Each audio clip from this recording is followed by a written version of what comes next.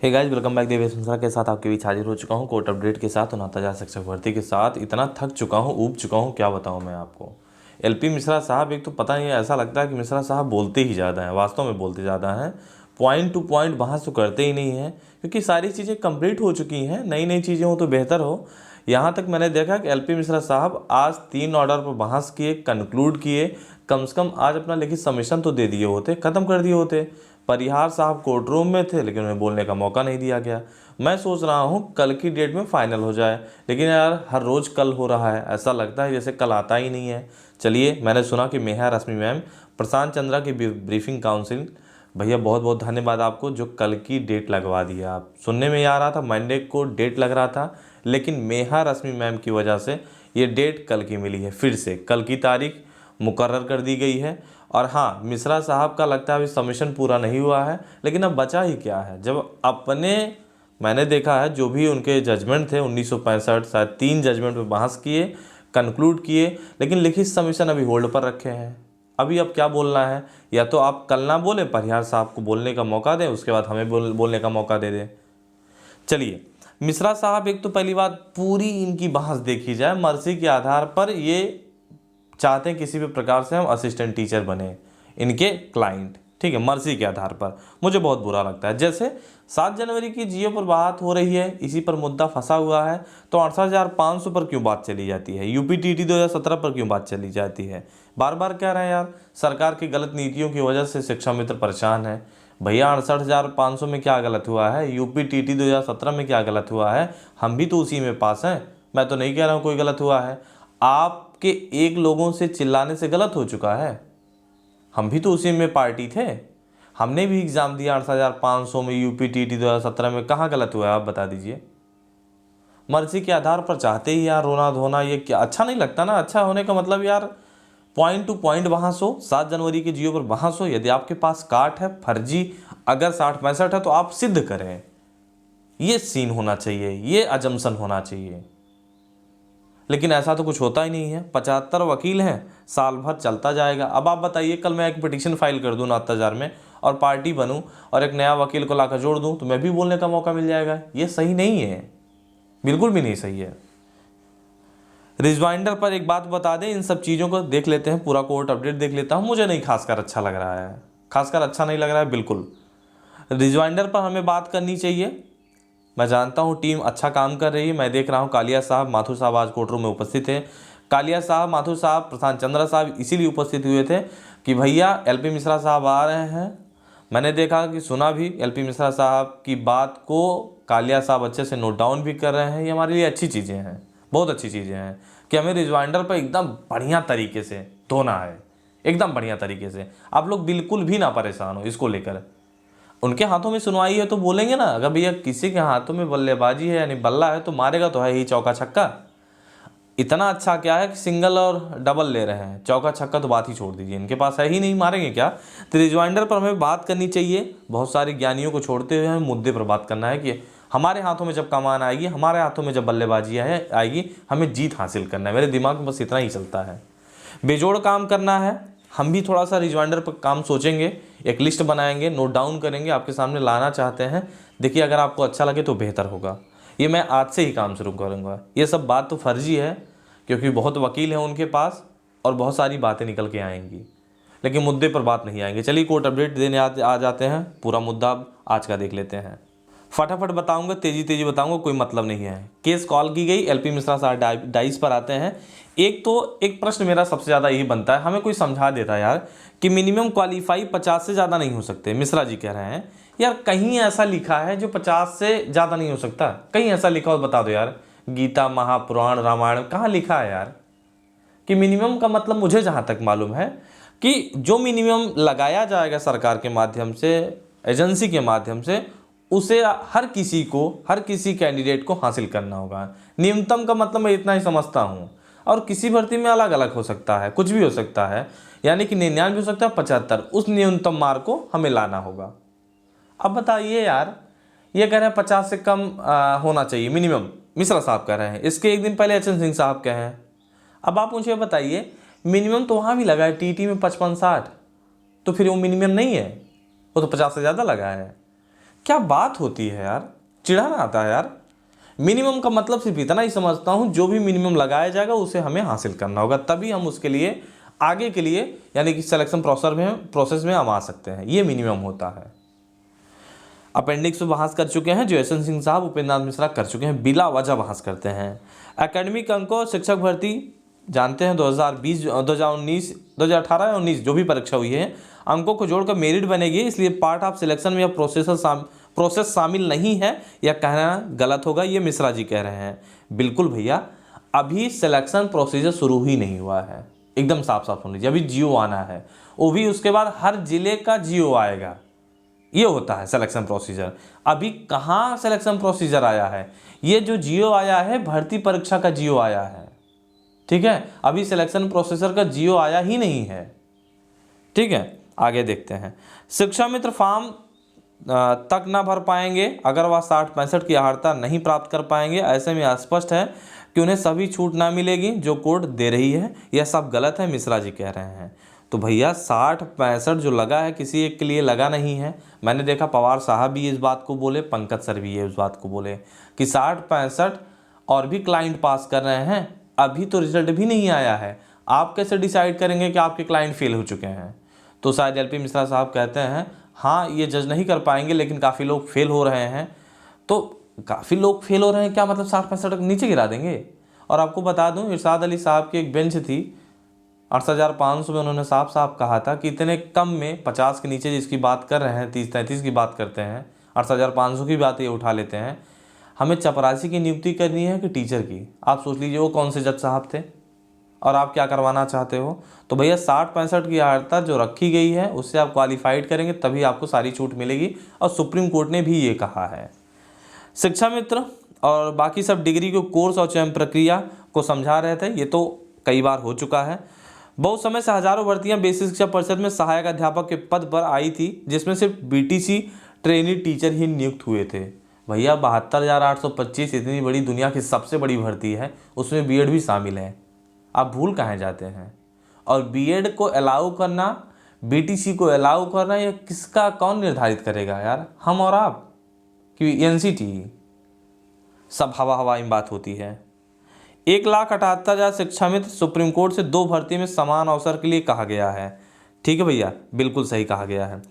ये कहा गया है सुप्रीम कोर्ट में, इन्हें क्रमागत X+1 X+2 कितना गलत तरीके से कोर्टों में बोले हैं कि इन्हें समान भर्ती में समान नियम के तहत क्या दिया जाना चाहिए? नहीं, X+1 और X+2 के तहत, यानी कि 2 क्रमागत भर्तियों में इन्हें मौका दिया जाना चाहिए। लेकिन मेरा एक प्रश्न आपसे ये बनता है, लोगों से बनता है, अगर मान लो X+1 यानी 68,500 भर्ती हो चुकी एक नियम पर, जब दूसरी भर्ती हम करने वाले हैं, अभी मेरा जियो नहीं आया है, तब तक कोई नई शिक्षा नीति आ गई, तो क्या करेंगे हम? पुरानी भर्तियों के तहत करेंगे? आप बताएं, नहीं करेंगे ना। फिर नई शिक्षा नीति जो देश में लागू हुआ है उसके तहत करेंगे ना। फिर तो दोनों भर्ती अलग अलग हो जाएंगी। भैया नियम अलग अलग हैं, दोनों नियम अलग अलग हैं। अब मेरा एक सवाल और है, क्या 1,37,000 पद भरा जा चुका है? नहीं, 69,000 हो जाएगा। अभी लगभग 26,000 सीटें 8,500 में खाली हैं। क्या पुराने नियम से होगा? मान लीजिए तब तक नई शिक्षा नीति आ गई, तब आप बताएं। ये कोई बात नहीं है, दोनों भर्तियां अलग अलग हैं, दोनों नियम अलग अलग हैं। बस आपको 2 भर्ती में मौका दिया जाना चाहिए, ऐसा सुप्रीम कोर्ट ने कहा है उस ऑर्डर में। आप जाकर उठाकर देख लें। वेटेज को आधार बनाकर बहस की जा रही। वेटेज तो इतना आपको दिया जा रहा है जितना आप पूछिए नहीं, अभी इसको निशाना साधा ही नहीं जाता है। आनंद कुमार यादव की सुप्रीम कोर्ट के ऑर्डर पर लगातार बहस कर रहे हैं। उनका कहना है कि शिक्षा मित्रों के पास हर एलिजिबिलिटी है। एलिजिबिलिटी का मतलब यह है, सुप्रीम कोर्ट ने साफ साफ कहा था उस ऑर्डर में, आपके पास टीईटी तो होना ही चाहिए, तभी तो आप निकाले गए हैं। आपके पास सारी अर्हताएं होनी चाहिए जो उस राज्य की राज्य सरकार निर्धारित करेगी, ठीक है, ओपन भर्ती में। मैंने बताया ना, ये सब कॉमन चीजें हैं। सरकार द्वारा किस प्रकार शिक्षा मित्रों को सहायक अध्यापक बनाया गया है, सुप्रीम कोर्ट द्वारा कब रद्द किया गया, ये सब सूचित कर रहे थे। नियत मानदेय 10,000 रुपये मिलता है मिश्रा जी, चलिए ये तो जानते हैं। कालिया साहब कोर्टरों में उपस्थित थे, हर एक पॉइंट को नोट कर रहे थे, अच्छी बात है। मिश्रा पार्ट 2 जारी है, सुप्रीम कोर्ट का संयोजन वाला ऑर्डर पर रहे थे। मिश्रा पार्ट 2 मतलब समझते हैं, उपेंद्र नाथ मिश्रा पार्ट 2। और यहाँ पर इसलिए चालू है क्योंकि एलपी मिश्रा साहब हाजिर हो चुके हैं, आज अपना सबमिशन कंप्लीट नहीं किए हैं। चलिए, 69,000 भर्ती में सबसे पहला है बीटीसी और हर शिक्षा मित्र का है। फिर यार आप कौन डिसाइड करते हैं? बाद में एक सवाल मेरा और लोगों से बनता है, सोचिए हर बात पर तर्क दे रहा हूँ।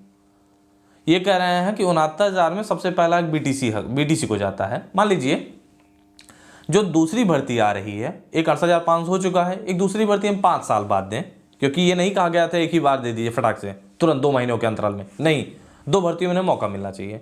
मान लीजिए दूसरी भर्ती हम 5 साल बाद दे रहे हैं, आप सोच लीजिए तब तक कोई ऐसी नई शिक्षा नीति में चीज़ें आ जाती हैं कि भैया इनको भी शामिल करना चाहिए सहायक अध्यापक भर्ती परीक्षा। मान लीजिए कोई नाम दे दिया जाता है, तो क्या करेंगे? उनको नहीं शामिल करेंगे? आप शामिल करेंगे ना, क्योंकि एनसीटी उन्हें अलाउ कर देगी ना। तो आप कैसे जज कर सकते हैं कि सिर्फ बीटीसी को पहला हक मिलना चाहिए, बीएड को नहीं? तो यहाँ पूरी तरीके से गलत है। और यहाँ देख सकते हैं बीएड पूरी तरह से बाहर है। बीएड के लिए मर्सी की अपील करते हैं, सर बीएड को द्वितीय वरीयता दी जाए, ऐसा एलपी मिश्रा साहब कह रहे हैं। और आपको बता दूं बीएड का मामला टैग ही नहीं है, एकदम निश्चिंत रहें, इनके आर्गू रिमूव कर दिया जाएंगे पंकज सर के माध्यम से। असली न्याय तब हो जब बीटीसी और टेट पास को ही नियुक्ति दिया जाए। और जानते हैं शिक्षक भर्ती परीक्षा आनंद यादव के समय ही ये कह रहे हैं कि जो अब नई भर्ती परीक्षा हो रही है तब आनंद यादव के समय नहीं हुआ था। वो चाहते हैं आनंद यादव के समय जो नियम थे यानी टीटी और मेरिट की बेसिस पर वैसा नियम अभी भी रहे। अब सोच लीजिए, ये चाहते हैं ये 1,37,000 पद वही पुराने नियम से भरे जाएं। कितने फर्जी चीज़ें बोल रहे हैं, यानी कि सोच लीजिए तब तो यार एकदम पागल अध्यापक आएंगे यार, एकदम पागल आएंगे। वो क्या जानेंगे अगर मेरिट से भर्ती होगी? जिस तरीके से आप बोल रहे हैं एलपी मिश्रा साहब, एकदम सरासर गलत है। सरकार द्वारा किस प्रकार शिक्षा मित्रों को सहायक अध्यापक बनाया गया, सुप्रीम कोर्ट द्वारा कब रद्द किया गया? चलिए ठीक है, ये तो बोल चुका हूँ। आपके याचिकाकर्ता 60% नहीं ला सकते हैं और दूसरे ला सकते हैं, आप इतना एश्योर कैसे हैं? ये पवार साहब कह रहे थे, देख लीजिए, बिल्कुल लाजवाब। एलपी मिश्रा साहब कह रहे हैं कि शायद ले आए, शायद ना ले आ पाएँ, ना लाने की स्थिति में फॉर्म ना भर पाएंगे। जानते हैं ये एलपी मिश्रा साहब कह रहे हैं, लेकिन पवार साहब लाजवाब बोले हैं। आप कैसे इतना श्योर हो कि आपके कैंडिडेट नहीं ला पा रहे हैं जबकि दूसरे कैंडिडेट ला पा रहे हैं? 2015 में आप कितनी फीस लेते थे? आप बोल रहे हैं, शायद पंकज सर बोले हैं कि 2015 में आप कितनी फीस लेते थे, आज कितनी फीस लेते हैं? क्या आपके फीस में समानता है? नहीं है ना। तो दोनों भर्तियों में भैया कैसे हो सकता है समानता? नहीं हो सकता ना, जितना आप चिल्ला रहे हैं। पंकज सर ने कहा एचएन सिंह साहब सब कुछ दे चुके हैं, अपेंडिक्स मैंने बताया ऊपर ही, कुछ नए तथ्य हो तो बताएं। नहीं है इनके पास। गुणांक समझा रहे थे कैसे बनता है, मेरिट जोड़ने का तरीका बता रहे थे। जज साहब कह रहे हैं भैया इनके पास एक्सपीरियंस इतना ज़्यादा है, फिर क्यों नहीं पास कर पा रहे हैं कक्षा 5 वाली परीक्षा? मिश्रा जी बोल रहे हैं टीचिंग करना अलग है, एग्ज़ाम में अपीयर होना अलग है। तो यार करंट अफेयर्स और छोटी मोटी गणित हल करना बहुत ज़्यादा कठिन है, जिसमें 90-97 नंबर नहीं ला पाएंगे। हिंदी आप तो वही पढ़ाते हो यार, व्याकरण आप डेली डिलीवर करते हो, संस्कृत डेली डिलीवर करते हो। मुझे लगता नहीं कि सीजीएल लेवल के क्वेश्चन पूछे गए हैं। आप बता दीजिए सीजीएल लेवल के क्वेश्चन पूछे गए हैं? नहीं, बिल्कुल नहीं, सब गलत है। सुप्रीम कोर्ट का दिया हुआ सारा छूट जानते हैं, पता नहीं उन्होंने क्या लिखा है, अगर मानक अंक इतने ज़्यादा रखे जाएंगे तो टाइम टू टाइम की शक्ति पर यह उस शक्ति का दुरुपयोग होगा। ये एलपी मिश्रा साहब कह रहे हैं, मैं अब बता रहा हूँ अपने तरीके से। एक बात तो इन्होंने कहा कि मैं जानता हूं कि टाइम टू टाइम सरकार लगा सकती है, क्या? Passing mark. एक बात तो मान गए, चलो विपक्ष मान चुका है कि टाइम टू टाइम लग सकता है। सोच लीजिए, मेरी बात को मान रहे हैं लेकिन अपने हाथ को घुमा कर मान रहे हैं अपने कानों को पकड़ने के लिए। दूसरे तरीके से जान लीजिए टाइम टू टाइम सरकार लगा सकती है पासिंग मार्क, लेकिन अब ये कह रहे हैं शक्ति का दुरुपयोग कर रहे हैं। शक्ति का दुरुपयोग का क्या मतलब? हम 60-65 लगा दिए इसीलिए दुरुपयोग हो गया, 30-33 लगा देंगे तो दुरुपयोग नहीं हुआ? आप बताएं, ये दुरुपयोग है, इसे दुरुपयोग कहते हैं। इसे दुरुपयोग का मुझे लगता है कि गलत तरीके से परिभाषित कर रहे हैं आप चाहते हैं अपने तरीके से परिभाषित करना। 22वें संशोधन पर बात करते हैं जो कि 25 बार हो चुका है। उत्तर प्रदेश की हर परीक्षा में 30-33 पासिंग मार्क होता है। फिर ऐसी आवश्यकता क्या हो गई? क्योंकि यह नौकरी संबंधी परीक्षा है, केवल इसके लिए इतना उच्च मानक उचित नहीं है, एलपी मिश्रा साहब कह रहे हैं। तो भैया 30-33 हर परीक्षा में होता है, 63,500 में 40-45 कैसे हुआ? टीईटी में 55-60 कैसे हुआ? आप कैसे डिसाइड करेंगे? ये तो मेरे समझ नहीं आता है।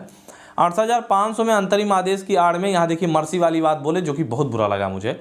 68,500 में अंतरिम आदेश की आड़ में भर्ती कर डाली गई गवर्नमेंट द्वारा। भैया हम अंतरिम आदेश नहीं लेने गए थे, इरशाद अली साहब खुद दिए हैं, शायद उन्हीं की बेंच के माध्यम से दिया गया है। और भैया 40-45 पर भर्ती हुई है और कोई किसी का आड़ नहीं लिया गया है, और आज तक अगर आड़ लिया गया होता तो 30-33 बहाल हुआ होता और आप जीतते और शिक्षा मित्र नौकरी पाते। आड़ नहीं लिया गया है। यूपी टेट 2017 में गलत की है सरकार ने शिक्षा मित्रों के साथ।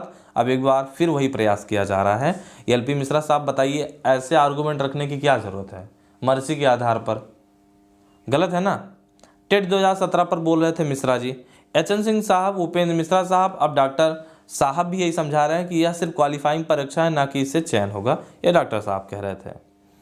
अब क्या कहना है, 69,000 भर्ती का जियो साइलेंट है, कोई कट ऑफ प्रिस्क्राइब नहीं है, तो इसका मतलब यह है पिछली भर्ती का कट ऑफ यहाँ लागू होगा, जो कि गलत बता रहे हैं भैया। हर भर्ती का अलग अलग कट ऑफ होगा और आप खासकर 68,500 का जियो पलट लीजिए, साफ साफ लिखा है जो इस भर्ती में कट ऑफ है इसी भर्ती के लिए मान्य होगा। और उन्होंने एक बात और लिखा था, जो इस भर्ती में पास होगा सिर्फ इसी भर्ती के लिए मान्य होगा। आप उठाकर देख लीजिए, ऐसा कोई नियम नहीं है जो इस भर्ती पर लागू हो जाएगा जो पिछली भर्ती में लागू है। 7 जनवरी का पत्र अवैध है, बिना किसी प्रॉपर चैनल के जारी हुआ है। भैया आप चैनल नहीं बनाएंगे, अपर सेक्रेटरी बनाएंगे, और जानते हैं कौन बनाता है, आप नहीं बताएंगे। कुछ ऑर्डर सबमिट किए, चलिए शायद मैंने सुना है कि 1965, 2007, 2014 के 3 आदेश पर रखे थे बात एलपी मिश्रा साहब। जज साहब ने पूछा और कोई जजमेंट है आपके पास? पवार साहब बोले, और कल की डेट लगी है। अंत में क्या क्या बोले भगवान जाने, मुझे तो उबन महसूस होती है। भैया बस करो यार, कितना यार इसे डाइवर्ट करोगे? मुद्दे पर बहस नहीं होती है, ख़त्म करो, ऑर्डर रिजर्व हो, ऐसे तो चलता जाएगा। हमें मौका दिया जाए, एक दिन में रिजवाइंडर ख़त्म होती है, हमें रिजवाइंडर पर बात करनी है। मैं रिजवाइंडर पर आज से खुद होमवर्क करना शुरू करूँगा, जो भी मेरे पास होगा। टाइम ज़्यादा नहीं दे पा रहा हूँ, लेकिन रिजवाइंडर पर अच्छे काम करना है। इन सब चीज़ों पर मुझे फोकस नहीं करना है, फर्जी की चीज़ें हैं। बस हमारे जूनियर वकील लगे रहें, चीज़ों को देखते रहें। ये सब सारी चीज़ें रही, कल की डेट मिली है। बहुत बहुत धन्यवाद। मुझे लगता है मैं तो हर दिन उम्मीद कर रहा हूँ अगले दिन रिजर्व हो जाए, लेकिन कल आता ही नहीं मेरे लिए यार। चलें, बाय बाय।